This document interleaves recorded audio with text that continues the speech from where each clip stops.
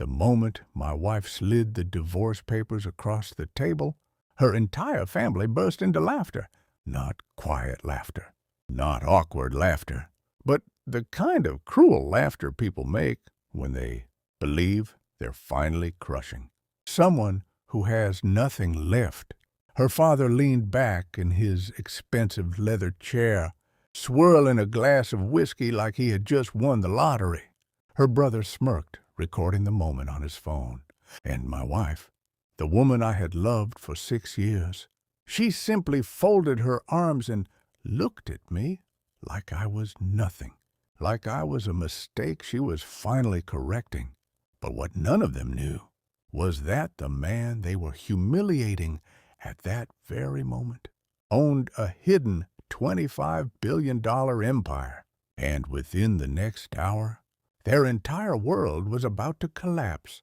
But before I tell you how everything fell apart for them, tell me something first. Where are you watching this story from today? Drop your country or city in the comments. I always love seeing how far Crown Tales reaches around the world. And if you enjoy powerful stories about betrayal, revenge, power, and shocking twists, make sure you subscribe to Crown Tales so you never miss the next story. Now, let me take you back to where everything began. My name is Adrian Cole. For most people who knew me, I was just an ordinary man, a quiet accountant, someone who drove a 10-year-old sedan, someone who wore the same 2 suits to work, someone who never talked about money, and someone my wife's wealthy family constantly reminded me was not good enough for her. But that was exactly how it was supposed to be. You see, 5 years earlier, my grandfather died. Most people never heard of him. But in certain financial circles, he was known as one of the most powerful investors in the world. His name was William Cole, the founder of a private investment conglomerate that quietly owned stakes in hundreds of companies across technology, energy, shipping, real estate, and media. The company wasn't publicly known. It didn't appear on Forbes lists. It operated behind layers of private holdings and international trusts. But internally, it controlled assets worth over $25 billion. And when my grandfather died, he left everything to me. There was just one condition. For 5 years, I had to live a completely ordinary life. No revealing the fortune, no using the company name, no showing wealth. The board wanted to see if I understood people, if I could live among ordinary individuals and learn who truly cared about me.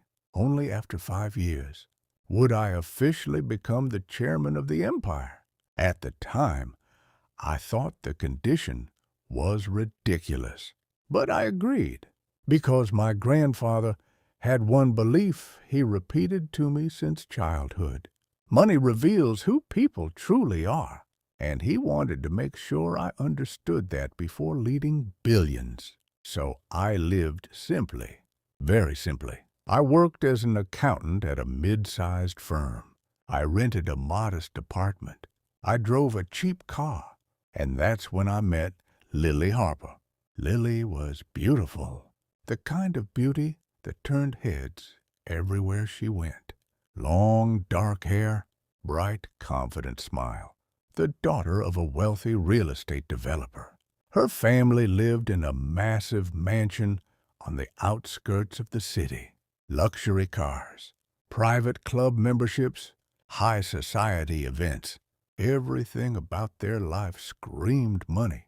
At first, I assumed Lily would never look twice at someone like me. But somehow, she did. We met at a charity gala, where I was volunteering with my accounting firm. She spilled wine on my shirt. We laughed about it. And somehow, that awkward moment turned into a 3-hour conversation. She told me she liked that I was different from the arrogant men she usually met. She said I was humble, genuine, real. Within 6 months, we were inseparable.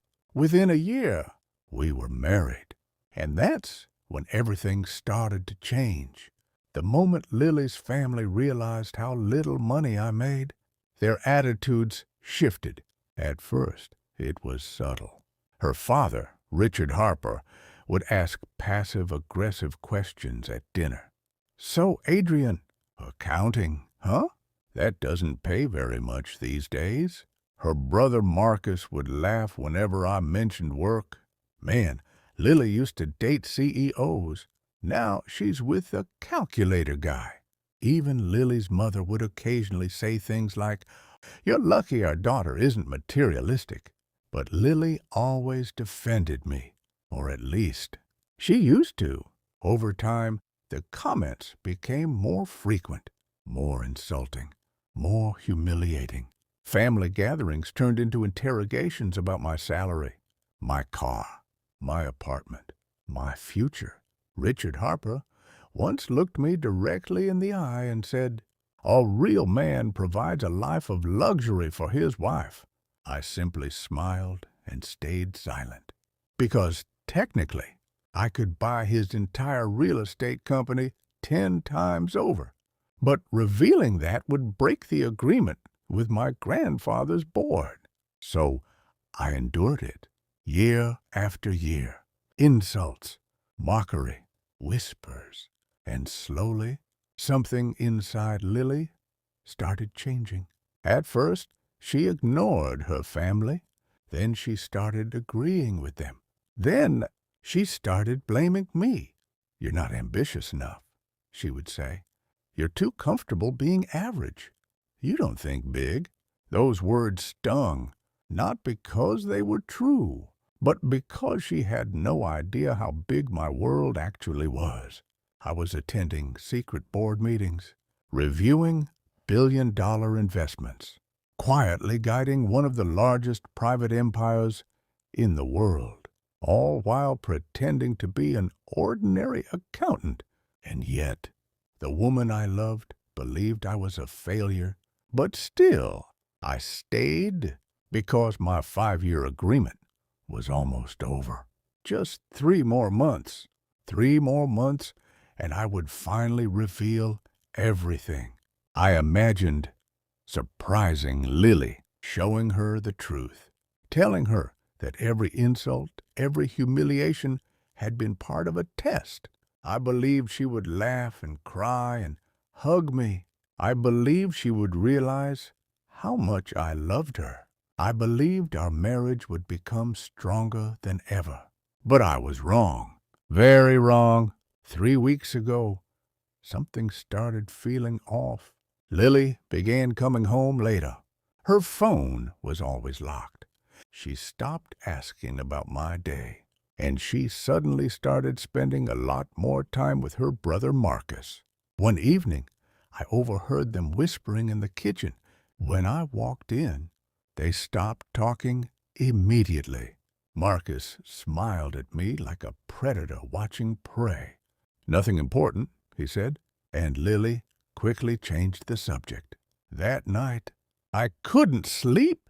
Something deep inside me felt wrong. Not jealousy, not insecurity, just instinct. The next morning, I decided to visit the private office building where my grandfather's company operated. It was the only place in the city where I could stop pretending, where people actually knew who I was. When I entered the building, the security guards immediately straightened. "Good morning, Mr. Cole." The receptionist stood up instantly. The elevator required a biometric scan that only a few executives possessed. And when the doors opened on the top floor, the board of directors was already waiting. Among them was Charles Bennett, the company's CEO, a man who had worked with my grandfather for 30 years. He greeted me with a respectful nod. "Mr. Cole, your 5-year evaluation is almost complete.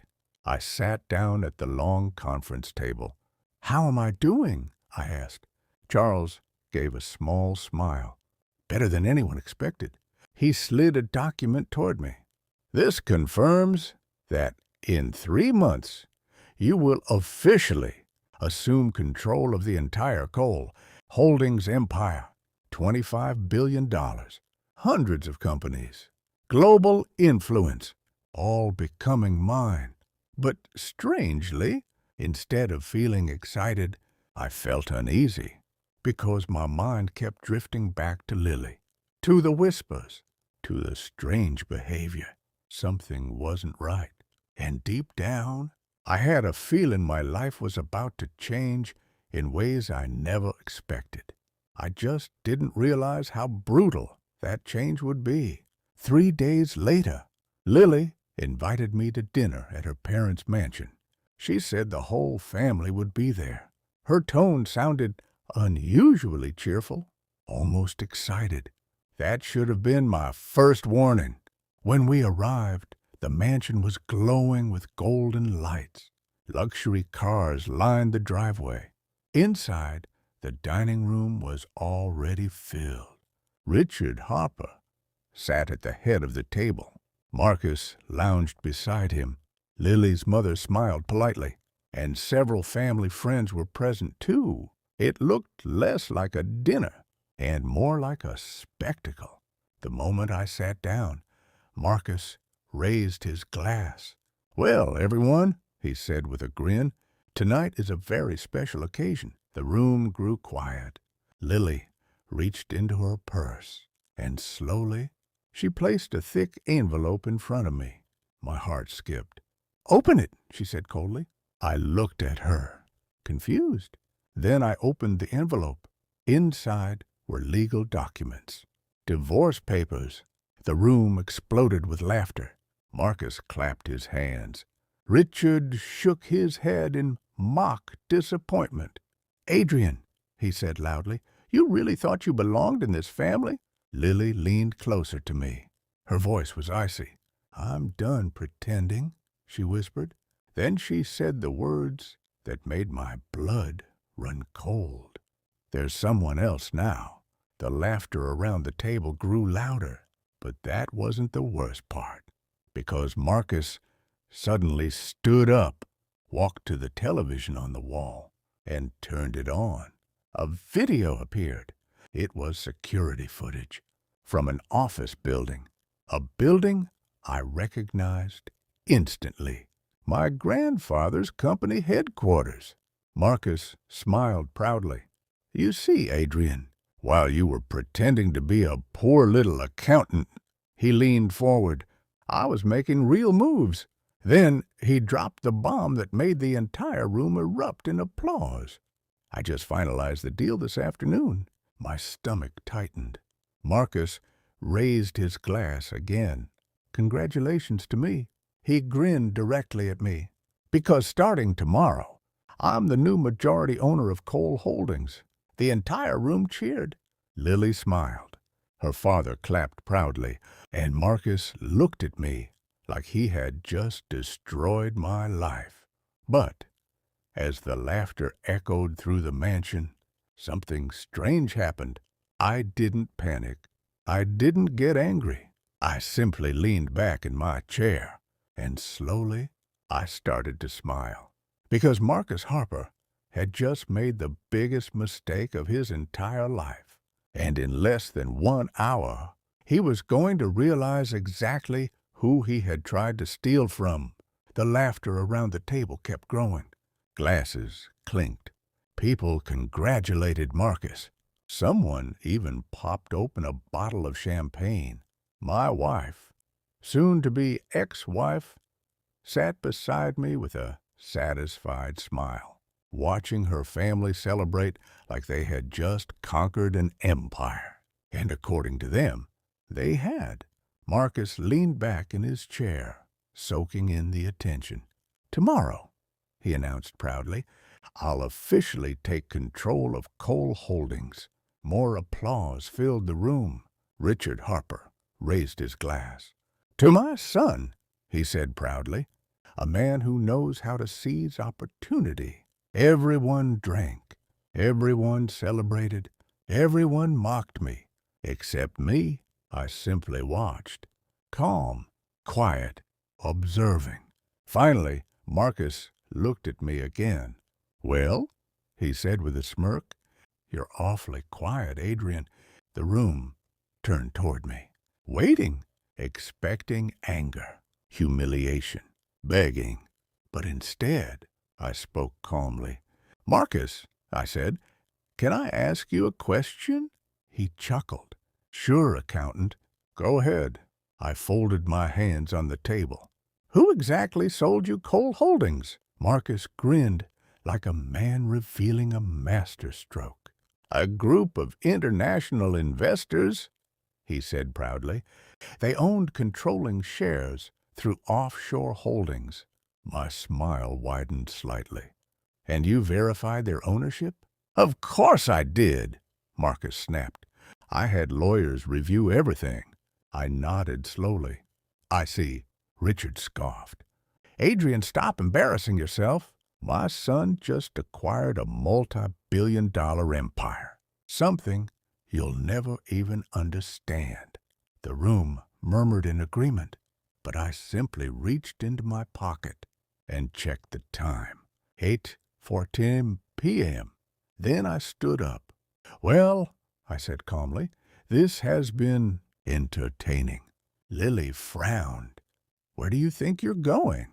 I looked at her, at the woman I once loved more than anything. "Home," I replied simply. Marcus laughed loudly. "Oh, please don't run away now. You should stay and watch how real winners celebrate." I paused at the doorway. Then I turned back and said something that made the room briefly quiet. "Marcus, I highly recommend you check the news in about 40 minutes. He frowned. "What?" But I didn't answer. I simply walked out. The cold night air hit my face as I stepped outside the mansion. For a moment, I just stood there, looking at the sky, processing everything that had just happened. 6 years of marriage gone, not because of love, not because of mistakes, but because my wife believed I was poor, and because her brother believed he had just stolen an empire. I took out my phone and made one call. Charles Bennett answered immediately.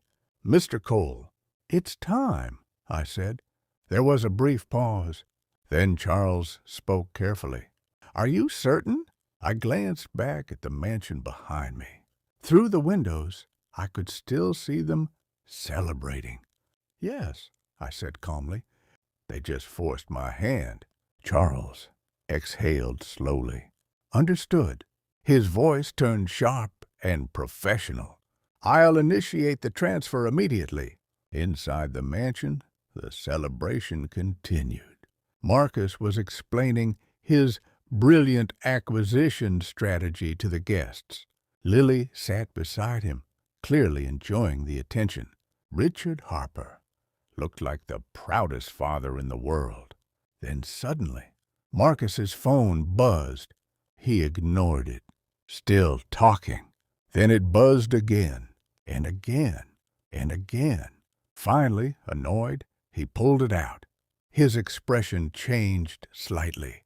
"Excuse me," he muttered. He stepped away from the table, answering the call. "Hello." Everyone continued chatting, laughing, until Marcus suddenly shouted, "What?" The entire room froze. He pulled the phone away from his ear, looking confused. Then he pressed it back. "That's impossible," he said sharply. "You verified the deal." Another pause. Then his face slowly began to lose color. "No, that can't be right." Richard stood up. "Marcus, what's going on?" Marcus didn't answer. He was staring at the floor now, listening, his breathing growing heavier. Then suddenly, he whispered something that sent chills through the room. "He owns what?" At that exact moment, Every phone in the room buzzed. News alerts, business alerts, market alerts. Richard grabbed his phone first and opened the headline. His eyes widened, then widened even more. The headline read, "Cole Holdings announces official succession. Hidden, heir Adrian Cole to assume control of $25 billion empire." The room went completely silent. Someone dropped a glass. It shattered on the floor. Lily grabbed her phone, her hands shaking. She opened the article and began reading aloud without realizing it. Cole Holdings, one of the world's most powerful private investment conglomerates, today confirmed that its founder's grandson, Adrian Cole, will officially assume leadership. Her voice trembled. After completing a 5-year evaluation, living under a concealed identity, her eyes slowly lifted from the phone, looking toward the front door, where I had stood just minutes earlier. Marcus stumbled backward. That's impossible."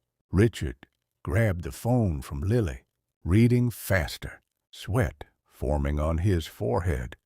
This says the heir has been secretly living an ordinary life for 5 years. Marcus shook his head violently. No, I bought the company." His phone rang again. It was his lawyer. He answered immediately. "What is happening?" The voice on the other end was frantic. "Marcus, we've been scammed." The room gasped.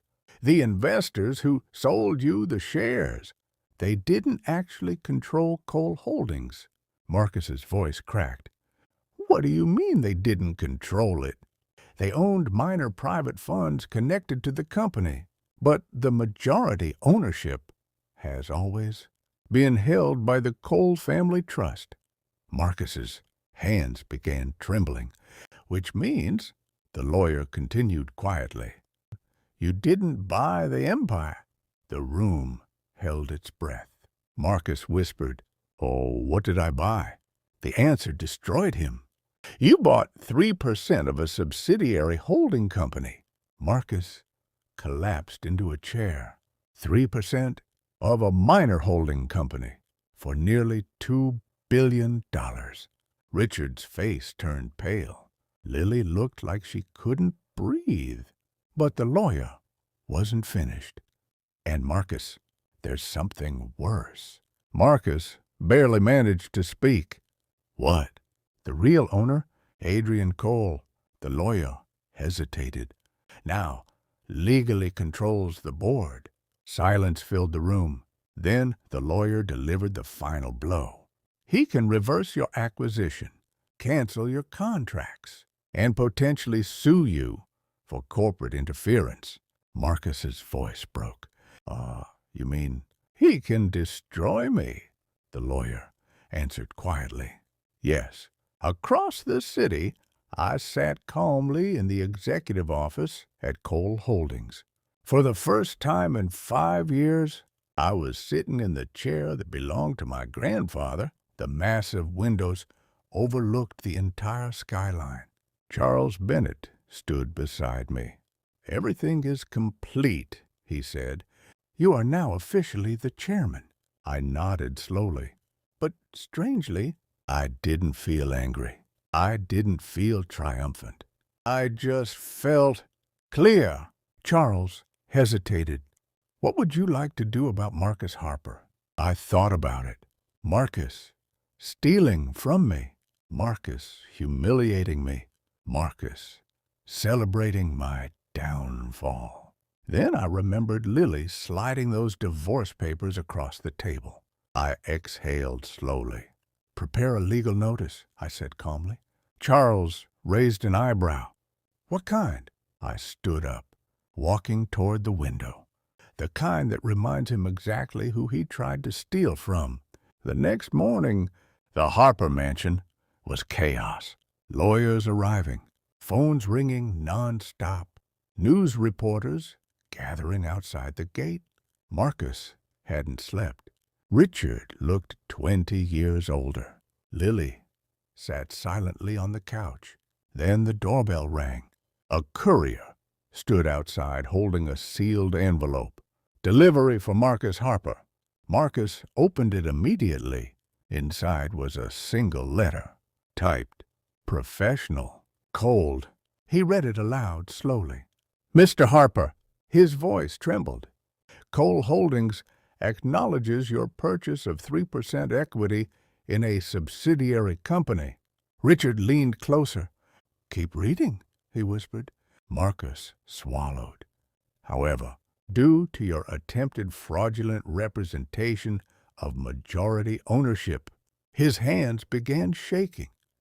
Cole Holdings will be initiating a full legal review of your actions. Lily whispered, Oh my God. Marcus kept reading. Additionally, Mr. Adrian Cole has personally requested a meeting with you. Richard looked hopeful. That's good, he said quickly. You can negotiate. Marcus finished the letter, and the final line destroyed what little hope they had left. Marcus read it slowly, word by word. Mr. Cole would like to personally thank you. The room held its breath. For revealing the true nature of everyone around him. Marcus dropped the letter because at the bottom was a handwritten note. Just 4 simple words. Test completed. Lesson learned. 3 months later, the Harper Real Estate Company filed for bankruptcy. Marcus's failed deal had destroyed their finances. Investors fled. Banks pulled funding. Their empire collapsed.